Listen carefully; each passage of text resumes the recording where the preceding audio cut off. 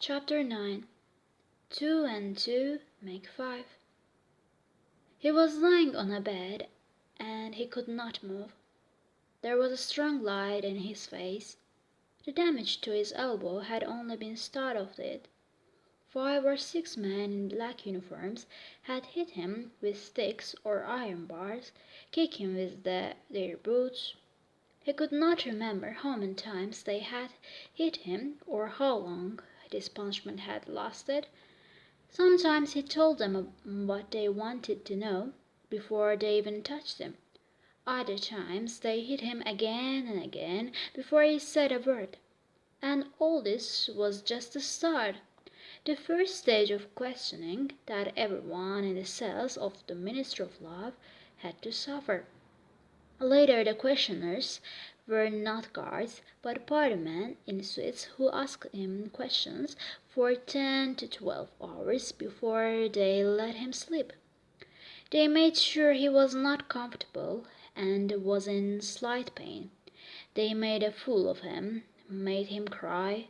Sometimes they said they would call the guards and their sticks again. Other times they called him comrade and asked him in the name of Big Brother to say he was sorry.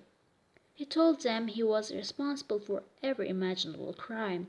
He said he was an East Asian spy.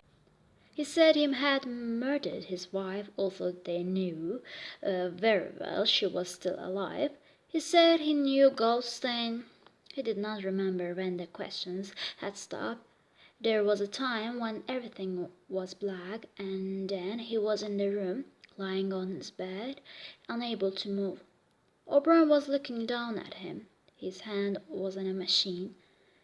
"I told you," said Oruell, "that if we met again, it would be here."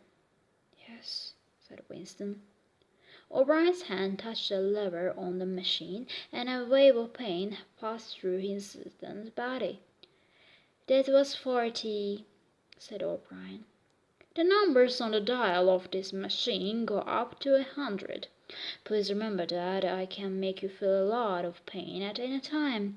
If you lie, if you don't answer the question, or even if you answer with less than your usual intelligence, you will feel pain. Do you understand that?" "Yes," said Winston.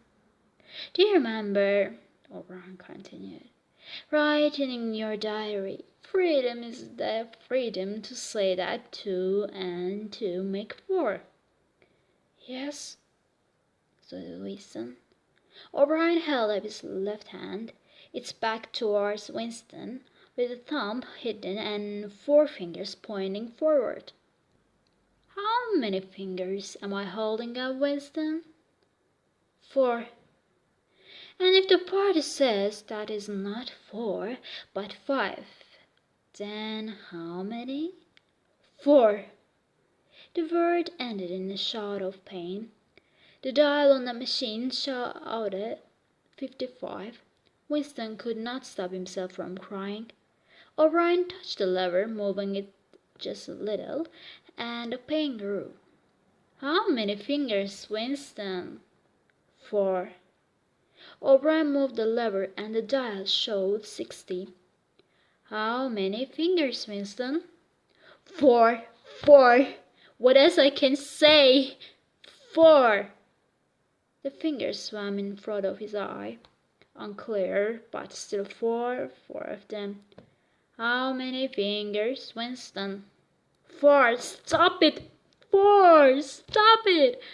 "How many fingers, Winston?" 5. 5. 5. "No, Winston, that's no use. You are lying. You still think there are 4. How many fingers, please?" 4. 5. 4. "Anything you like, only stop it. Stop the pain." Suddenly he was sitting up with Oruell's arm round his shoulders. He felt very cold and shook uncontrollably. Oruell held him like a baby, and he felt much better.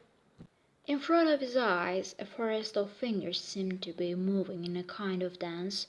He was trying to count them. He could not remember why. He knew only that it was possible to count them, and it was because 4 was in some strange way the same as 5. He shut his eyes again. "How many fingers am I holding up, Winston?"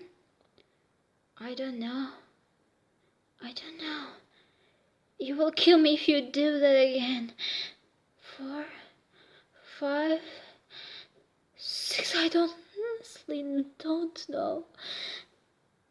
Better, said O'Brien. Winston wanted to reach out his hand and touch O'Brien's arm, but he could not move. The old feeling about him came back. It did not matter if O'Brien was a friend or an enemy. O'Brien was a person he could talk to. Perhaps people did not want to be loved as much as understood. O'Brien had caused him unbelievable pain and soon would probably kill him. It made no difference. They shared the same experiences. There was a place where they could meet and talk. O'Brien was looking down at him with a look that suggested he felt the same thing. Talking with him was like talking to a friend. "Do you know where you are, Winston?" I don't know. I can guess. In the Ministry of Love. Do you know how long you have been here? I don't know. Days, weeks, months. I think it's months. And why do you think you will bring people to this place? To make them tell you about their crimes? No, that's not the reason. To punish them? No, sobbed O'Brien. His face and voice were angry. No, not just to hear about your crimes, not just to punish you. Shall I tell you why we brought you here? To make you better. Your crimes do not interest us. Your actions do not interest us. We are interested in your thoughts. We do not destroy our enemies. We change them. We change their thoughts. Do you understand what I mean? Say, Winston said. A man in a white coat made. Yes, said Winston. A man in a white coat came into the room and put a heavy machine behind his head. O'Brien had sat down beside the bed so he could look into Winston's eyes. "This time it will not hurt," said O'Brien. "Keep looking at me." Then he turned to the man in the white coat. 3,000, he said. Winston felt the machine against his head. He heard the lever pulled. Then it was like an explosion inside his head. There was blinding light and the feeling that he had been thrown back on the bed where he already was. Something had happened inside his head. As he opened his eyes, he remembered who he was and where he was, and he recognized the face that was looking down into his own. But something was empty inside his head. It felt like a piece had been taken out of his brain. "Look me in these eyes," said O'Brien.